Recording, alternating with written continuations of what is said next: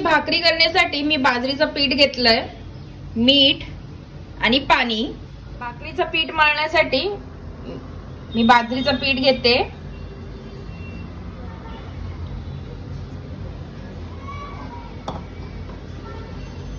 यात चवीनुसार मी मीठ घालून घेतेय।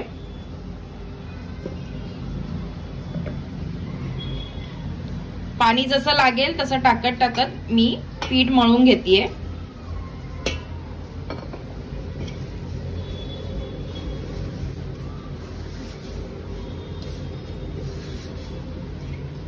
पाणी टाकून मी चांगलं पीठ मळून घेतेय।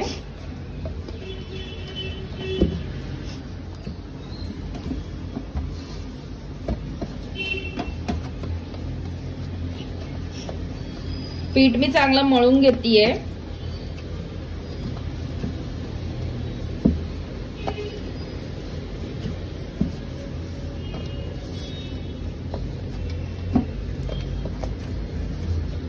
त्याचे मी 2 उंडे करून आता भाकरी चांगली थापून घेते। आता भाकरीला मी थापून घेतेय। मी कोरडं पीठ घालून भाकरीला चांगलं थापून घेते।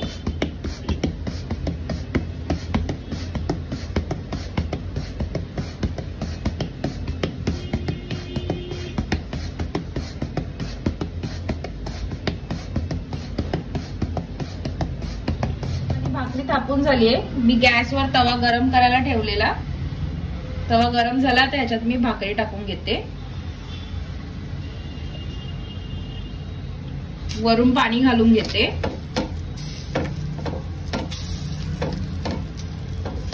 गॅस जो आहे तो मी मीडियम फास्ट वर ठेवलाय।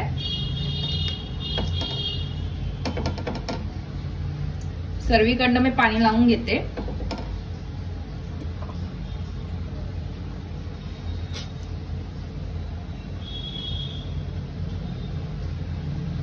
मिनिटं झालेले आहेत। आता मी भाकरी पालती पाडून घेते।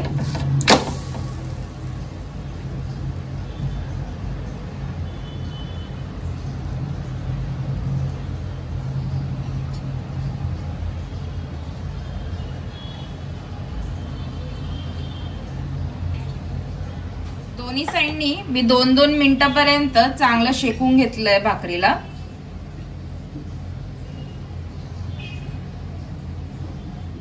आपली दोन्ही साइडनी जी आहे शेकून झालेली आहे। अशाच प्रकारे मी दुसरी पण भाकरी करून घेते।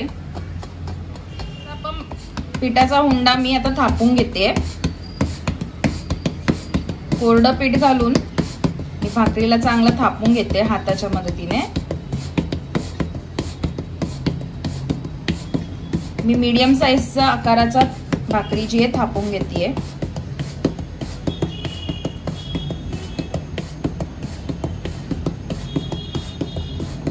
थापून झालीये। तव्यावर मी टाकून घेते याला। पहिल्या भाकरी सारखंच ह्याच्यावर पण मी वरून पाणी घालून घेते। सर्वीकडनं पाणी लावून घेते।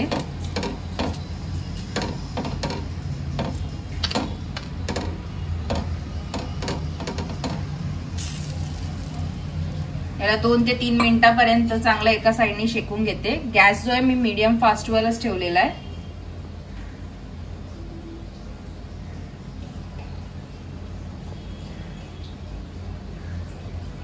2 ते 3 मिनिटं झालेले आहेत। आता भाकरीला मी दुसऱ्या साइडनी पण चांगली शेकून घेते।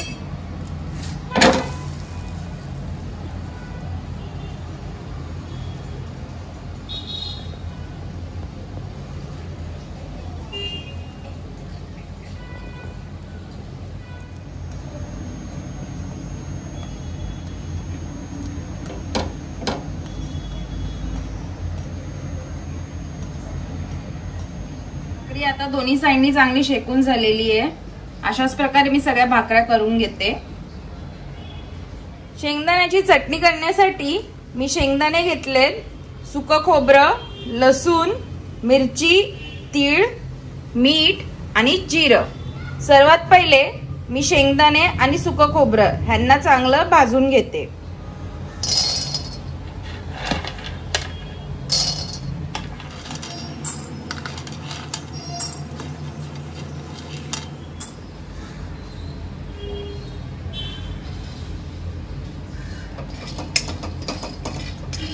या दोघांना मी चांगलं परतून घेते, भाजून घेते.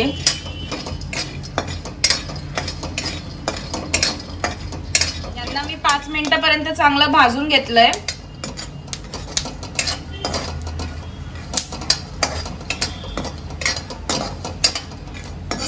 आता यांना काढून घेते मी एका प्लेटमध्ये. सेम कढईमध्ये मी तीळ भाजून घेते.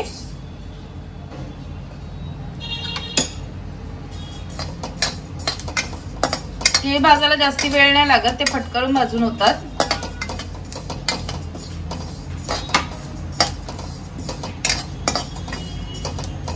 आपलं तीळ भाजून झालंय. आता ह्याला पण मी प्लेटमध्ये काढून घेते. आता आपण मिरची थोडंसं परतून घेऊया, भाजून घेऊया.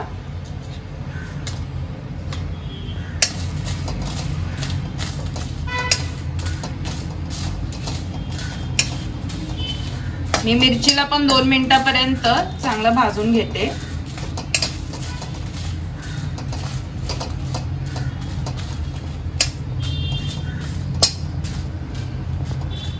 मिरची पण आपली आता चांगली भाजून झाली आहे. आता ह्यांना मी सेम प्लेट मध्ये काढून घेते. मिरच्यांना आता मी थंड करून घेतलंय. आता ह्यांना मी मिक्सरला वाटून घेते. ह्याच सोबत मी आपण जे शेंगदाणे, तीळ आणि खोबरं भाजून घेतलेलं त्याच्यामध्ये मी मीठ आणि जिरं टाकून घेतलं आणि लसूण, ह्या सगळ्यांना पण मी एकत्र मिक्सरमध्ये वाटून घेते. चटणी आता मिक्सरला जाडसर असं मी वाटून घेतली आहे. चटणी खायसाठी आपली रेडी झालेली आहे. पद्धतीची बाजरीची भाकरी आणि चटणी आता खायला रेडी झाली आहे.